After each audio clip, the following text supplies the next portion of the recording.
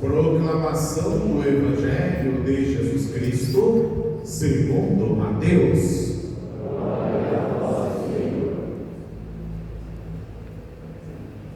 Naquele tempo, disse Jesus aos seus discípulos: Se alguém quer me seguir, renuncie a si mesmo, tome a sua cruz e me siga. Pois quem quiser salvar a sua vida, vai perdê-la. E quem perder a sua vida por causa de mim, vai encontrá-la. De fato, que adianta ao homem ganhar o mundo inteiro, mas perder a sua vida? O que poderá alguém dar em troca de sua vida? Porque o Filho do Homem virá na glória do seu Pai com os seus anjos, e então retribuirá a cada um de acordo com a sua conduta. Em verdade vos digo, alguns daqueles que estão aqui não morrerão antes de verem o Filho do Homem vindo com o seu reino. Palavra da salvação. Glória a vós, Senhor. Podemos ficar sentados.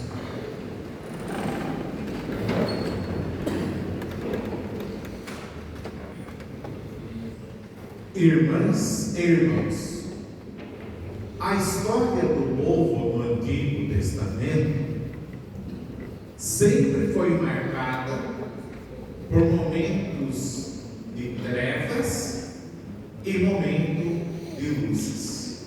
Momentos de trevas e momentos de luzes. As trevas aconteciam quando o povo desobedecia a Deus. E então esse povo desobedecendo a Deus, esse povo perdia a liberdade porque ficava escravo. Esse povo ficava em uma situação desoladora.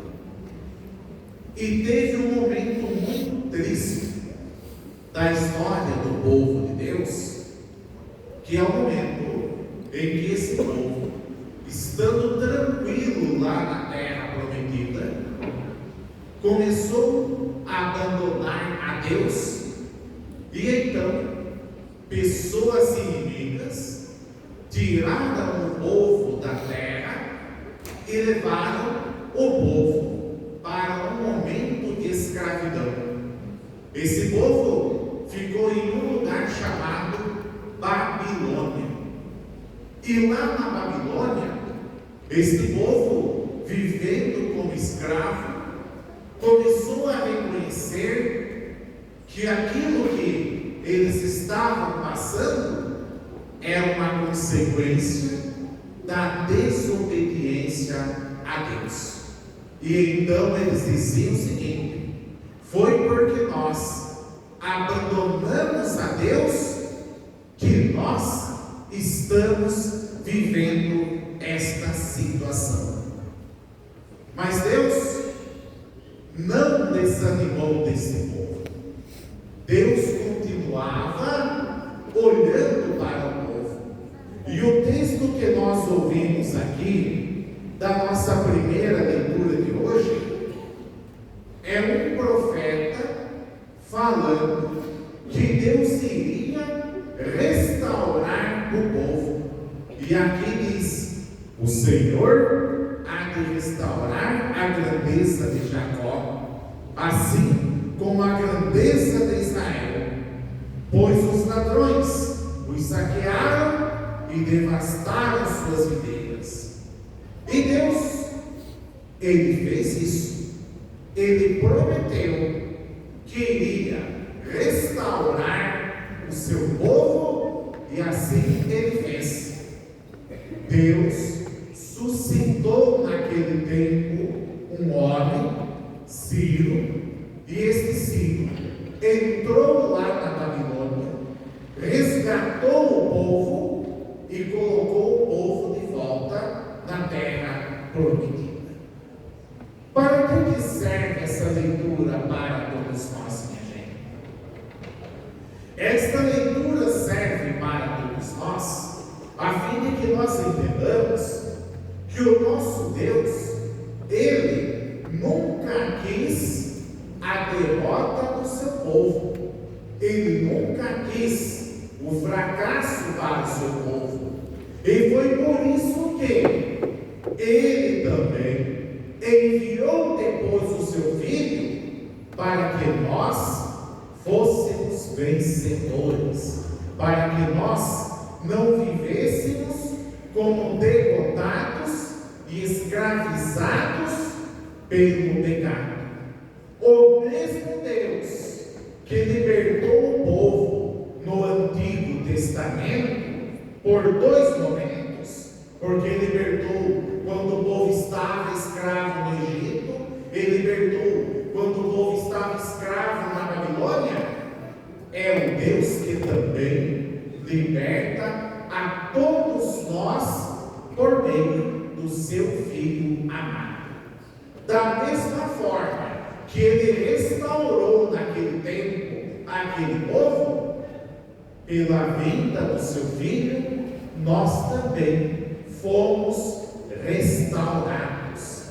E somos restaurados todas as vezes que reconhecemos as nossas culpas e pedimos o perdão para Deus. Porque o nosso Deus, Ele não deseja que nós venhamos a um estado de perdição.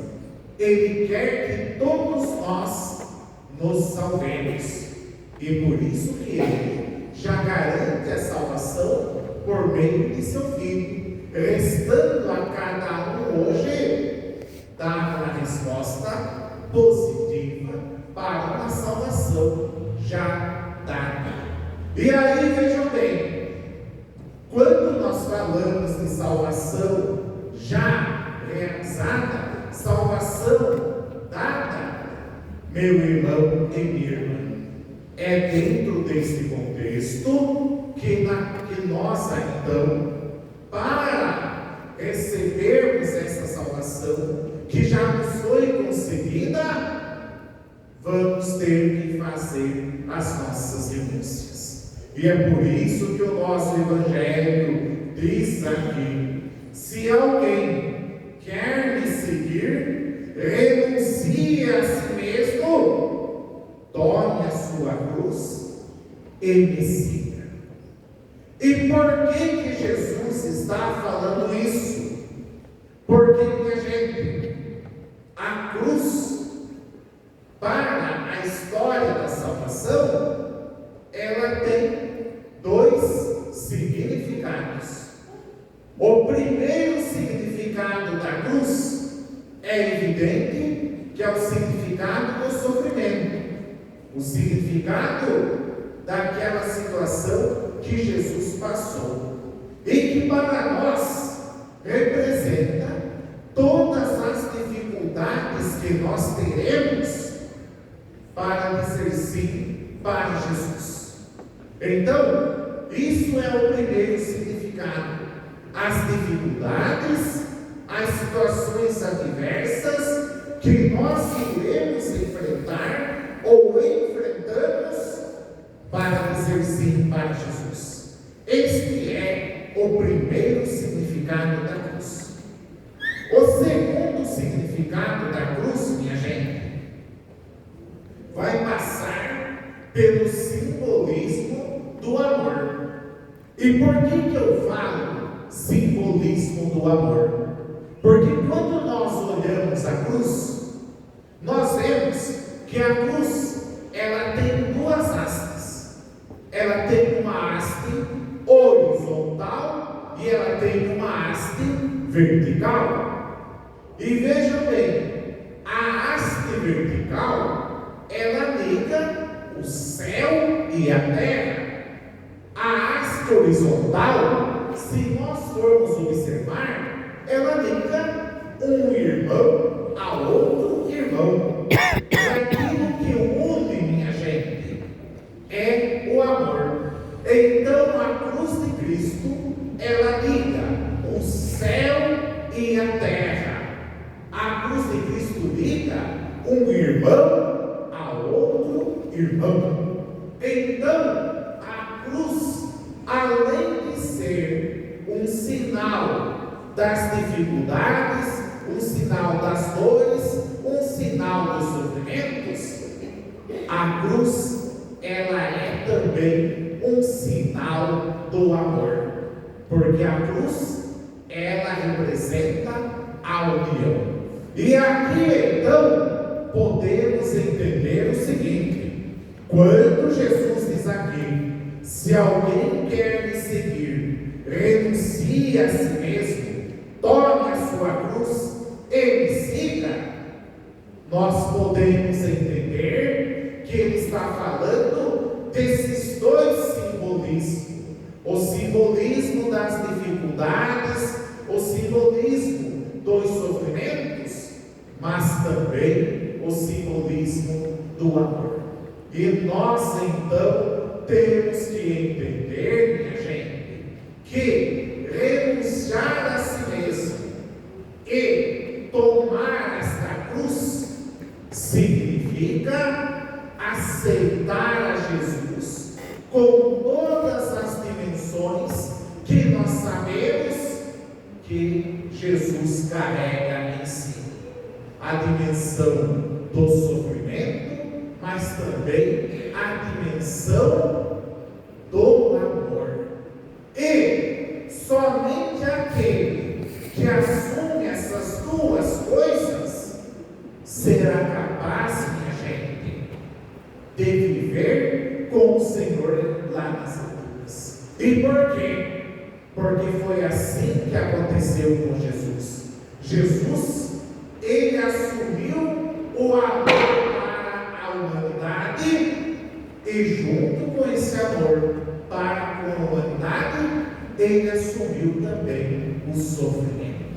Por isso que, ao olharmos esse nosso Evangelho, e Jesus dizendo isso, renuncie a si mesmo, tome a sua cruz e me siga, nós temos que olhar para a atitude dele. E assim ele fez. E depois, aí ele vai dizer o seguinte: que aqueles e aquelas que fizerem isso, vejam bem, virá na glória do seu Pai com os seus anjos, e então ele, o Filho do Homem, retribuirá a cada um de acordo com a sua conduta. Meu irmão e minha irmã, vejam bem, não será em vão nós assumirmos a nossa cruz, seja a cruz como sinal de sofrimento, seja a cruz como sinal de amor, porque aquele e aquela que assim fizer, receberá a recompensa. É isso que Jesus apresenta para todos nós aqui nesse nosso Evangelho de hoje. Portanto, meu irmão e minha irmã, ao voltarmos para a nossa casa hoje, qual ensinamento temos que levar? O primeiro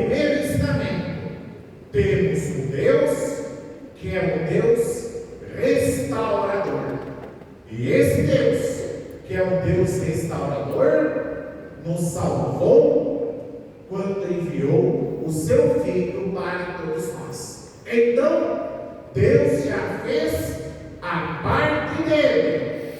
Agora, resta a nós também fazermos a nossa parte. E qual é a nossa parte? Renunciarmos a nós mesmos e assumirmos a nossa cruz.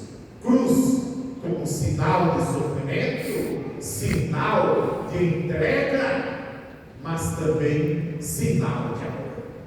Entendamos isso e procuremos viver, para que vivendo isso, sejamos um dia agraciados com esta promessa da salvação que Jesus deixou para todos nós.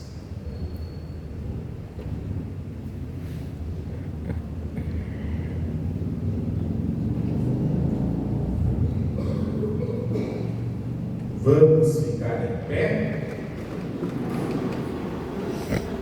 e confiando nas promessas de Deus para todos nós, confiando na presença dele que nos reuniu aqui nesta noite de hoje, coloquemos as nossas preces da comunidade.